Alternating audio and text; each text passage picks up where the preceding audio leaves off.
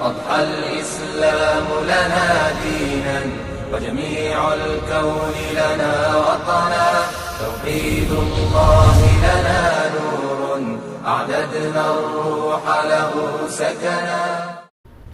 On a au sortir du 19e siècle, on a un monde occidental qui s'est sécularisé, qui a mis la religion chrétienne de côté, et donc qui va commencer à imposer sa propre religion, sa nouvelle religion, une religion séculière, donc il va imposer sa religion au reste du monde.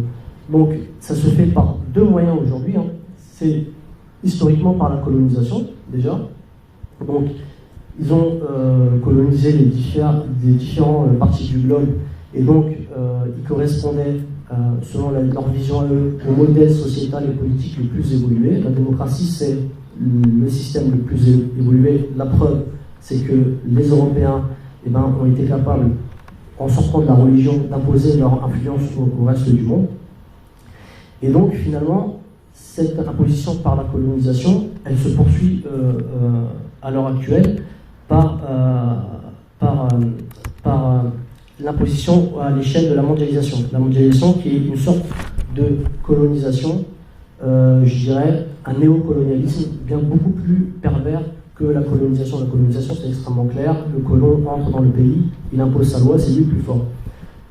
Le néocolonialisme par la mondialisation, c'est une destruction culturelle de chacune des identités de la planète, malheureusement par les propres indigènes locaux qui ont été acculturés par la civilisation dominante, c'est-à-dire la civilisation occidentale.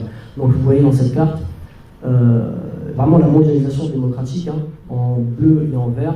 Vous avez tous les pays qui se revendiquent de la démocratie, qui soient de véritables démocraties ou qui soient en processus de démocratisation, ou bien qui mentent avec eux-mêmes. Mais en tout cas, ils ont fait de la démocratie une référence officielle. Donc dans tous les pays de la planète, il n'y en a que 4. Hein. Donc c'est facile de les retenir. Il y a le Vatican, l'Arabie Saoudite, la Birmanie et le Sultanat de Brunei.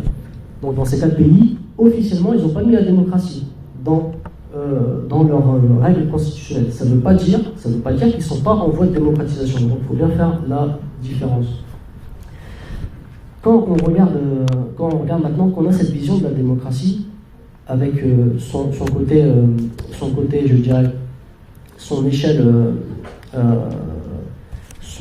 sa vision de l'humanité qui est particulière, on comprend mieux, et on comprend même pas du tout plutôt, comment certains de nos prédicateurs, certains de nos imams, certains même de nos théologiens, parmi les plus grands, refusent de définir la démocratie par sa réalité, c'est-à-dire la réalité de la démocratie. On a à la base une vision de l'humanité qui est totalement nouvelle, c'est-à-dire l'homme, il est détenteur d'une parcelle de la souveraineté absolue. L'homme divinise sa raison, c'est lui seul qui dit ce qui est juste, ce qui est vrai, ce qui est faux, ce qu'on a le droit de faire, le halal, le haram. Donc elle est là la théorie, la base de la définition de la démocratie.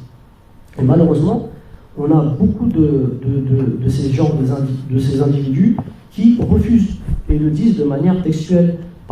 Je ne vais pas les citer puisque je n'aime pas citer les noms et les références, mais bon, là je suis venu avec un livre d'un grand penseur qui a écrit énormément de livres, donc sur justement ces problématiques de l'islam dans le monde européen, des musulmans, des questions de civilisation. Quand il aborde la démocratie, il y a 35 pages sur la démocratie, mais jamais il définit la démocratie à sa base. D'accord ? Et là, on se demande pourquoi. Et on est étonné, alors soit c'est de la duplicité, soit c'est du mensonge tacite, mais il y a une volonté de ne pas donner la véritable signification à leur terme. Et donc cette personne-là, qu'est-ce qu'elle fait ?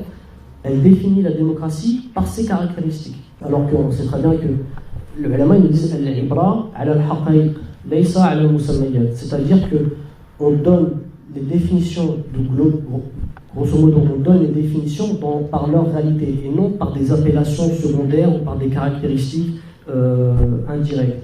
Et malheureusement, donc cette personne-là définit tout le temps, et c'est pas la première fois, dans ses livres c'est récurrent, refus totale, catégorique de définir la démocratie dans sa réalité. Donc, et sa méthodologie, leur méthodologie de manière générale, il n'y a pas qu'une seule personne, c'est un courant global, hein, ils définissent des termes par des caractéristiques. Pourquoi? Pour essayer de déterminer certaines caractéristiques et d'aller les chercher dans l'islam, en disant bah, on a telle caractéristique dans la démocratie, on a une autre dans l'islam, donc vous voyez bien, islam et démocratie peuvent avoir des éléments communs. Ce que moi personnellement, je ne nie pas, il peut y avoir des éléments communs dans toute idéologie, qui soient communes, au contraire, ou opposées, mais qu'il y ait des éléments communs ne veut pas dire qu'il y ait une assimilation totale dans deux termes, dans deux visions de l'humanité qui sont radicalement différentes.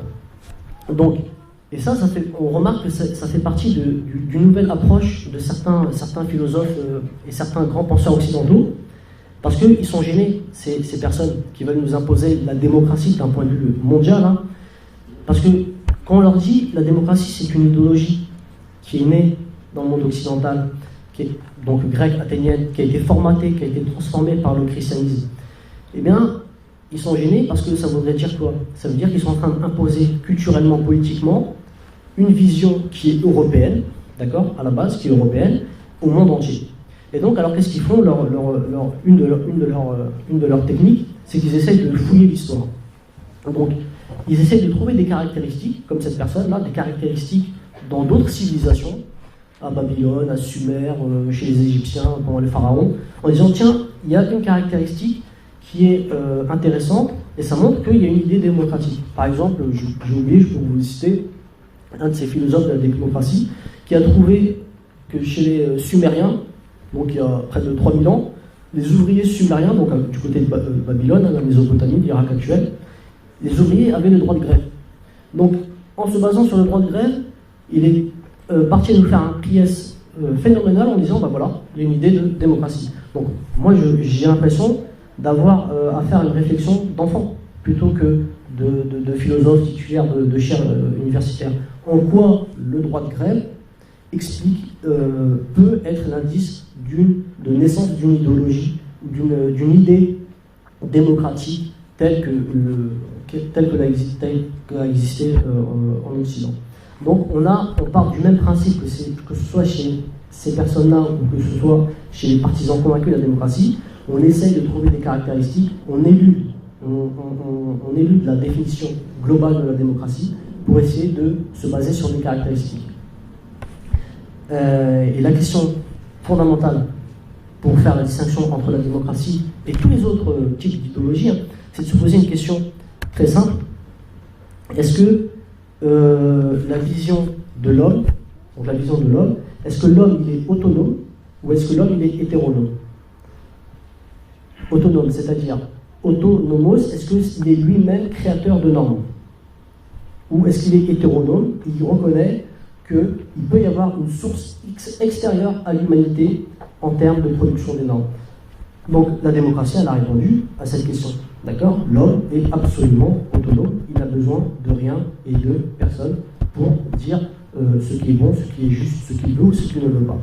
Alors que dans la vision de l'islam, on va voir, l'homme est par essence hétéronome.